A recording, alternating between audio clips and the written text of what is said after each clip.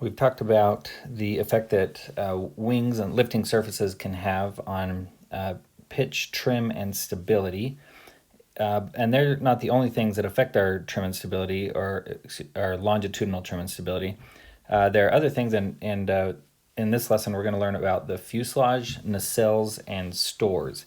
So we're just going to draw a fuselage up here with a cockpit. There's my fuselage, and there's our cockpit. So the fuselage, and you can also have external stores, for example, if we're looking at the aircraft straight on, and there's our fuselage and our wings coming off.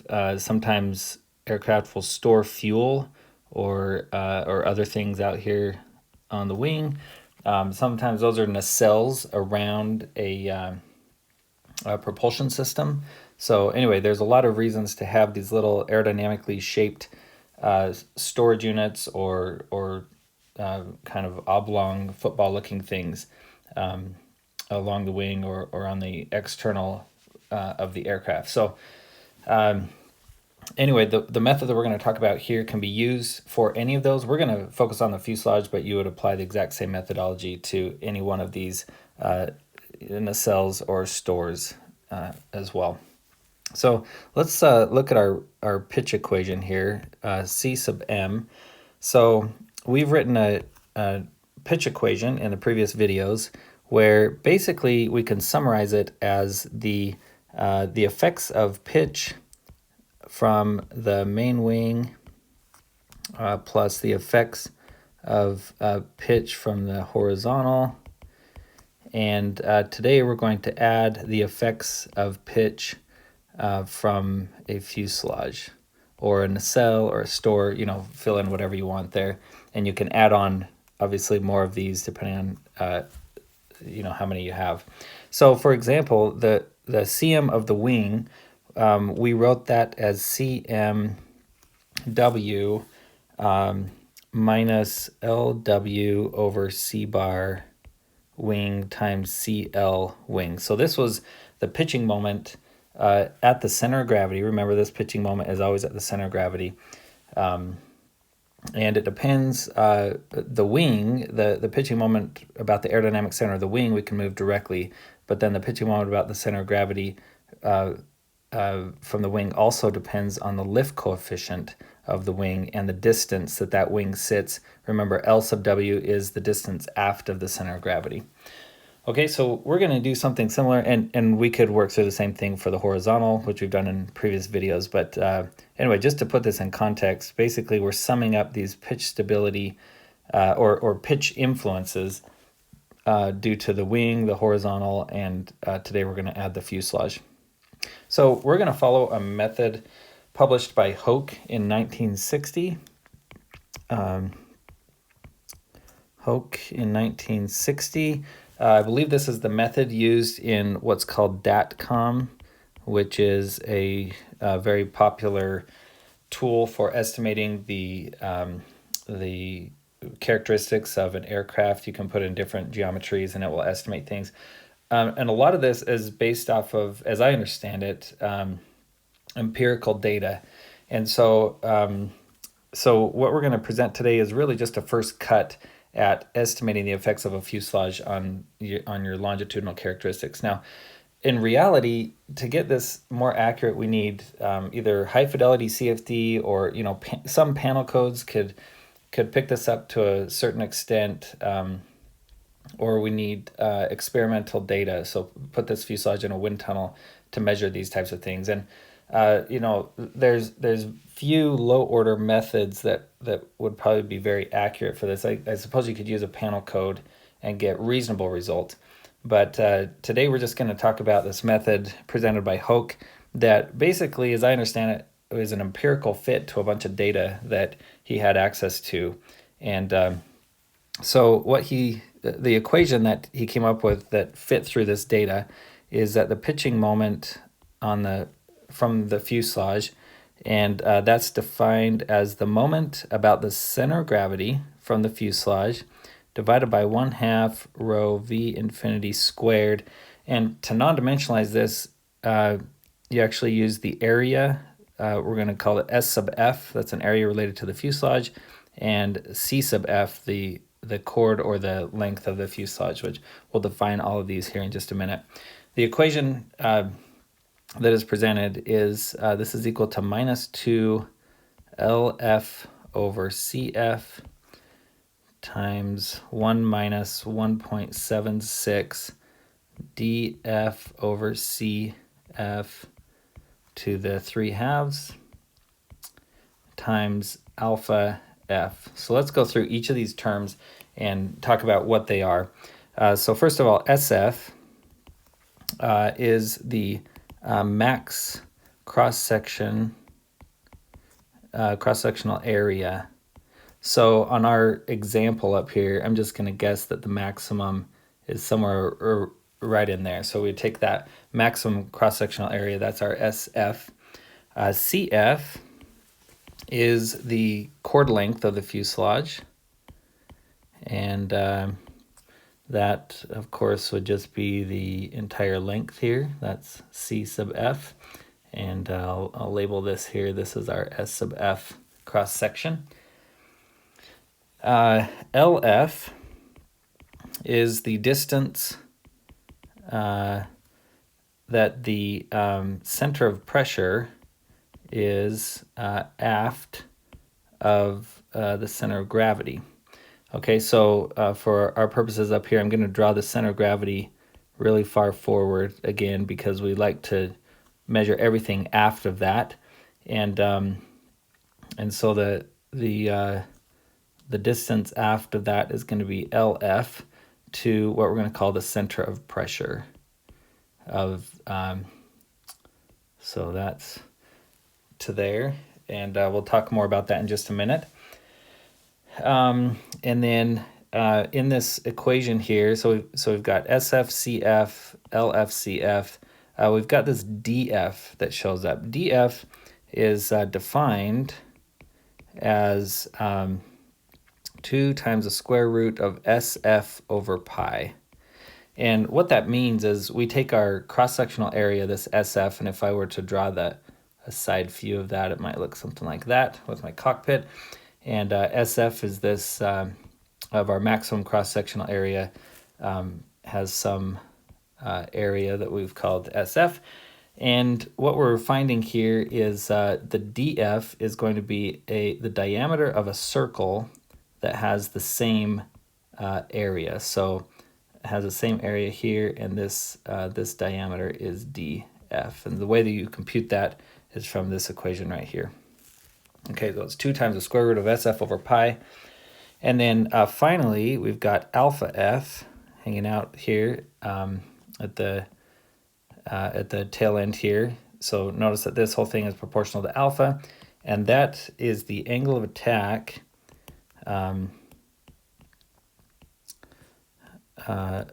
the angle of attack of the free stream coming in relative to the minimum drag axis of the fuselage or nacelle. Okay, so that's the basic model, and just a couple things that we should point out here. So a first guess at where the center of pressure is. So I'm just going to write here as a first approximation for the center of pressure location, which I've drawn right here. This is the center of pressure. Is just that it's halfway between the nose and the maximum area of the fuselage. Okay, so halfway between the nose of your nacelle or fuselage to the maximum area. So I've just drawn that kind of close to halfway, I guess. And that's just the first approximation. Of course, you can use CFD or wind tunnel tests to get a better approximation for that. But of course, if you're going to do that, then you might as well just get a better approximation for this entire equation. So again, this is just an empirical fit to a bunch of data that's out there. Is really just meant as a first approximation or an estimate for the effects of the pitching moment from the fuselage or nacelle. So we can write this in a slightly different form that might be a little bit more useful for plugging in to this equation up here. Now, remember that our main pitching moment equation was non-dimensionalized by the wing area and the mean chord of the main wing. And this equation here has actually non-dimensionalized this pitching moment, C sub Cm of F, by the area of the fuselage and the chord of the fuselage. So just like we did with the horizontal, that was non-dimensionalized differently. And so when we added into this equation, we had to add some terms out front here to take care of that. We're going to have to do something similar with this expression here in order to add it into our main equation. So I'm going to write this term right here, Cm of the fuselage, so the pitching moment due to the fuselage, and we're going to put this in terms of the aircraft pitching moment, so it's non-dimensionalized the correct way. That's equal to the moment from the fuselage, just like we had before right here, but actually divided by 1/2 rho v infinity squared times the area of the wing and the mean chord of the wing. And so that's the same as saying SF times CF over SW times C bar W of CMF, where this CMF is this CMF here.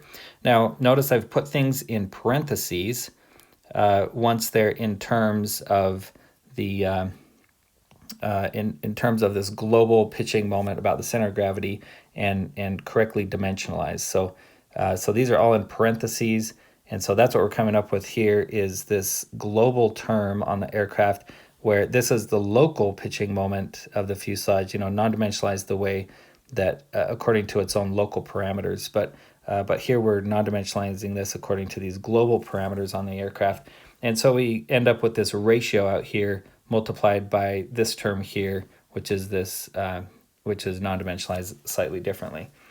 Okay, so we can now take this equation and actually, let me move this over here. So we can write that as some Cm naught from the fuselage plus a Cm alpha of the fuselage times alpha, where alpha here is my global alpha. The angle of attack. And remember that global alpha we said is just the angle between what we called the fuselage reference line. Let me just draw a little picture here. We called this the fuselage reference line. Fuselage reference line, and the free stream is coming into that an angle of attack of alpha. So this is V infinity coming in here. Well, that angle of attack is slightly different than this angle of attack here. This is the angle of attack that the free stream is making relative to the minimum drag axis. Remember, this is the definition of here. It's relative to the minimum drag axis of the fuselage. And so, so I'm just going to draw my fuselage over here that could be mounted relative to the minimum drag axis. So let's just put an angle in here. This is what I would call alpha naught of the fuselage. This is the mounting angle, so to speak, of the fuselage, where this is the minimum drag axis of the fuselage. Minimum drag axis, and it's mounted at some angle relative to our fuselage reference, which is somewhat arbitrary, but those two things could be different, and that's what we're trying to keep track of here.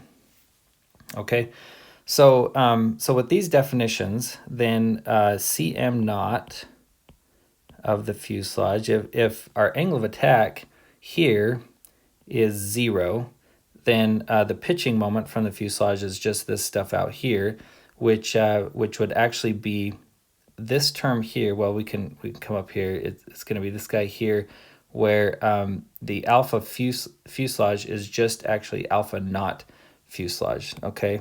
So that's just the mounting angle of it, of the fuselage. So we can write that as -2, and once we take care of all these ratios out front, we're going to get LF SF over C bar wing S wing times 1 minus 1.76 dF over CF to the 3 halves times alpha naught F. So alpha naught is that mounting angle of the fuselage. And then the stability derivative here, the Cm alpha of the fuselage, is equal to -2, and we still have that LF SF over C bar wing SW out front, 1 minus 1.76 dF over CF to the 3 halves, and that's it. That's then proportional to alpha. So this is another way to look at this. I'll just box this here. This is probably the easiest way to put this in a code or something. So let's just talk through what this means again. This is the pitching moment from the fuselage on the actual about the center of gravity of the aircraft, where this has then been non-dimensionalized correctly, okay, according to the main wing, or using the properties of the main wing. And we can write that as some pitching moment when the angle of attack is 0 plus some change in pitching moment with alpha multiplied by alpha. And the pitching moment when alpha is 0 is equal to this here, where alpha naught F is just the mounting angle of the fuselage, or the difference between the minimum drag axis and the fuselage reference line. And then the change in pitching moment of the fuselage with respect to alpha is equal to this same ratio here. And obviously this is all showing up. It's the same ratio up here, but then that just gets multiplied by alpha directly, where this is the global angle of attack. Okay, so this is again just a first cut at estimating the effects of pitch, trim, and stability from a fuselage, and you can see that that this will affect both our trim and stability, because we get a pitching moment delta due to the fuselage, and then when we take the derivative of this with respect to alpha, then we get a change in our pitch stability derivative. So let's just look really quickly here at the pitch stability derivative. This is the derivative that will show up in our aircraft pitch stability derivative. When we take the derivative of this with respect to alpha, we'll get this term here. And what we find is that it's negative when LF is positive. So let's go up and look at what that meant again. If LF is positive, that means that the center pressure is behind the center of gravity. Now, unfortunately, this is not usually the case. Usually the center of gravity sits behind the center of pressure of at least the main fuselage. Now, you may have other nacelles and stores on the aircraft, and so LF may very well be positive for some of those, but for the main fuselage, usually LF is negative. So what that means is when we plug that in here, if that's a negative number, it turns out that Cm alpha is a positive value, meaning that the fuselage generally is a destabilizing surface. So the center pressure usually sits ahead of the center of gravity, not behind it. And usually the main fuselage is destabilizing, and so that can cut down on our static margin, for example, that we've estimated just from using the main wing and the horizontal. The fuselage will reduce our static margin even further in most cases, and so that's something you don't want to neglect during the early stages of design.